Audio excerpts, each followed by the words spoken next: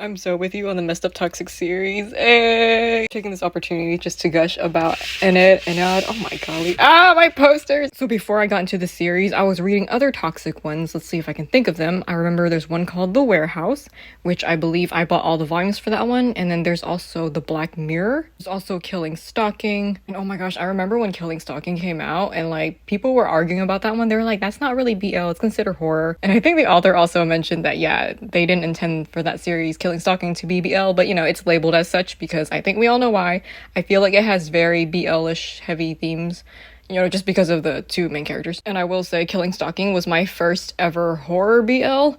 Like, it's the first series I read where I've seen such a psychotic, you know, character, and he does such crazy things, and it actually scared me while I was reading it. Like, I was frightened. That series grew on me, and I now collect the Japanese version of it. But I don't know, I think Ennead is like special so far, probably because it's like one of the more recent series I've read, but I feel like they just included so many like taboo elements. They included so many taboo elements into one series. You know, there's like non-con, there's like, well, I guess being gay is also kind of taboo-ish in certain areas of the world, but not really now. But it's just, and also, you know, blood relationships, yeah, very taboo. And the fact that they're also gods, and like it's just all these crazy things combined into the same series. And I just feel like, I don't know if it's just me, but like I noticed that whenever the characters are gods, like how it is in TGCF, I feel like the characters suffer way more than regular humans do. I say that because gods in human forms, they are meant to live forever, right? They have like immortality, and they just keep living and living throughout centuries, and they continue to suffer. Because whereas regular humans, when we live out our lifespans, it pretty much ends there. But when the gods suffer, they will suffer on for pretty much all eternity. Like, sure, there are some phases where there are good times, but at least the characters in Ennead, I feel like for MC Seth, he's just suffering over and over and over again, and it just makes you feel so bad. But I like the fact that he's also a very strong character. His personality is just very he doesn't give up easily, you know, he's not a pushover. So I really like that too, and that's why I'm still able to continue reading on with this. Not to mention how pretty he is. Like, I did not expect that he could look like that. It's so crazy to me. I never liked a character that's a redhead, also like a tsundere, and an Egyptian god. Like, poor dude gets overpowered by his relatives to a pulp.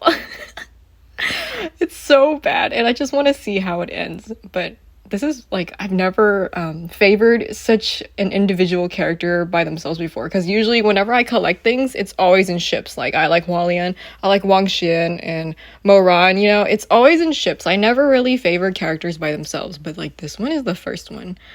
It's just, I'm just so surprised how special this one is. It's just crazy, absolute madness. Also, slight spoilers from here, but Osiris, his older brother, if I remember correctly, he became the, was it the god of death or something? Or like he became the god or lord of the underworld. Am I correct? Because that means when he dies, or if he dies, then he will pretty much join Osiris in the afterlife, right? Is that correct? Because if that's the case, that means living is actually better than dying. And that's like something, that's the first time I've ever seen that type of concept in a story, where living is actually better, more favorable than dying, because that way he won't be with his brother, if that makes sense. That's so crazy to me. Oh my gosh, it blows my mind, because like every time bad things happen in life, you want to, you know, self-exit. But in this case, it's better that he stays alive to get away from Osiris. And yeah, some of y'all guys say that you feel really bad for Seth and you just don't really ship him with anybody, any of the characters at this point. Well, yeah, I do feel the same, but at the same time, I also feel like, you know, the biggest victims of Ennead are the humans. Like, the humans who did nothing wrong, because Seth, he totally took them all out because of his anger, because of, you know, the things that happened to him. And yeah, he could have like gone about it like a different way and, you know, do better things and better actions to, you know, not take his anger out on the humans. So I feel like this entire story, the humans are actually the biggest victim. And I feel like Seth is just, you know, getting the karma back to him for his actions. It's unfortunate that like his siblings and relatives, you know, gang up on him for these things, but he shouldn't have done that to the humans either, you know?